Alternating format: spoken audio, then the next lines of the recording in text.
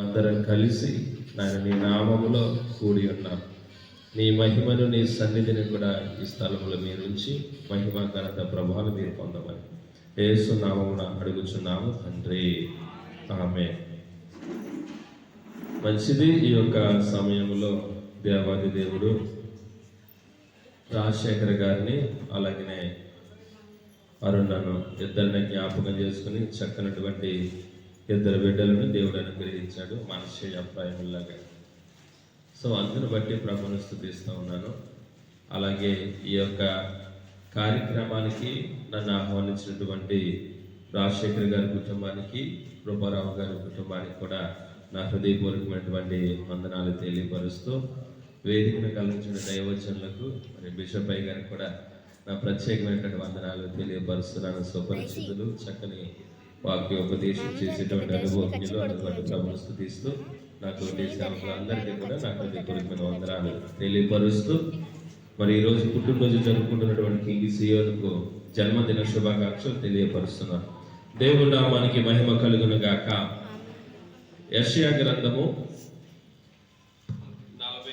44వ అధ్యాయము 1 నుండి 3 వచనాల వరకు ఉన్నటువంటి సారాంశాన్ని మనం చదువుకున్నాం. అందులో ఉన్నటువంటి ఒక ప్రాముఖ్యమైన విషయం ఏంటంటే, దేవుడు ఏర్పాటు చేసుకున్నటువంటి ప్రజల విషయంలో దేవుడు చేసేటువంటి కార్యాలు ఏంటో ఇందులో ఉన్నాయి. గనుక దేవుని చేత ఏర్పాటు చేయబడినటువంటి వ్యక్తులు మొదటి వచనంలో అన్నాడు, అయినను నా సేవకుడవగు యాకోబు, నేను ఏర్పరుచుకుని నా ఇశ్రాయేలు వినుము. అంటే దేవుడు తాను ఏర్పాటు చేసుకున్నటువంటి ప్రజల విషయంలో దేవుడు ఎలా ఉంటాడు అని అంటే గనక, సృష్టి గర్భము నుండి కూడా దేవుడు మనకు తోడుగా ఉంటాడు. నమ్మిన వారి స్తోత్రం చెబుతాం. మనుషులు కొద్ది కాలం మనం బాగుంటే, మనం కాస్తంత ఒక ఉన్నతమైన స్థానంలోనికి వస్తే ఒకలా ఉంటారు. మనం 2 అంతస్తులు మేడ కడితే ఒకలాగా ఉంటారు, ఉన్నాయన్నీ అప్పులైపోతే ఒకలాగా ఉంటారు.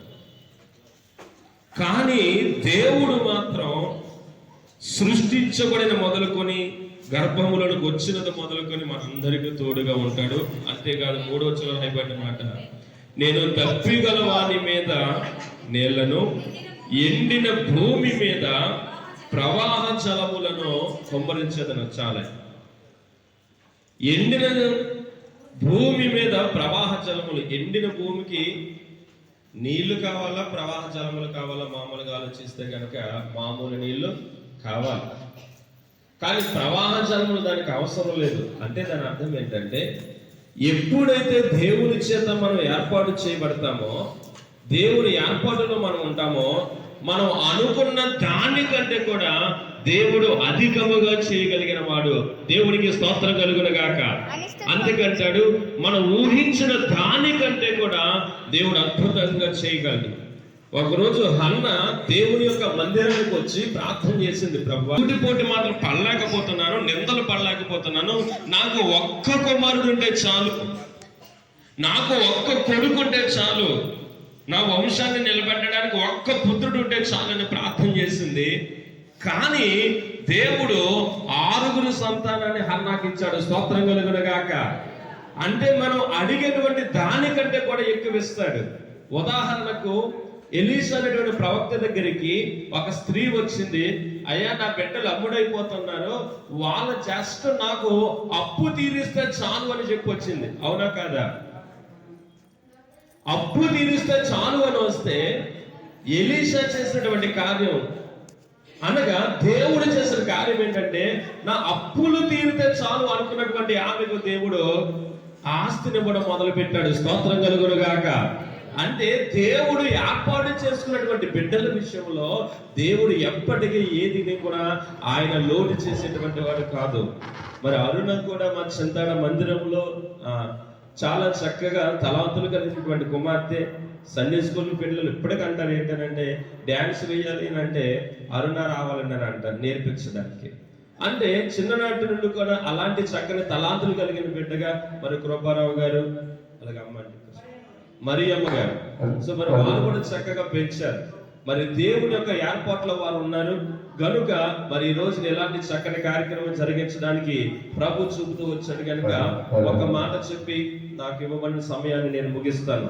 44వ అధ్యాయం 3వ వచనంలో రాయబడినటువంటి మాట ఏంటనగా, మనం అడిగినవి ఇవ్వడమే కాదు, తర్వాత ఏమన్నాడు, నీ సంతతి మీద నా ఆత్మను కొమ్మరించదను, నీకు పుట్టిన వారిని నేను ఆశీర్వదించదను. దేవునికి స్తోత్రం కలుగునుగా.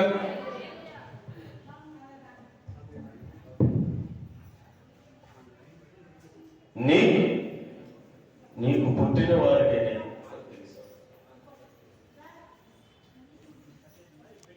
నీవు చేసిన మేలకు, నీవు చూపిన కృపలకు, నీవు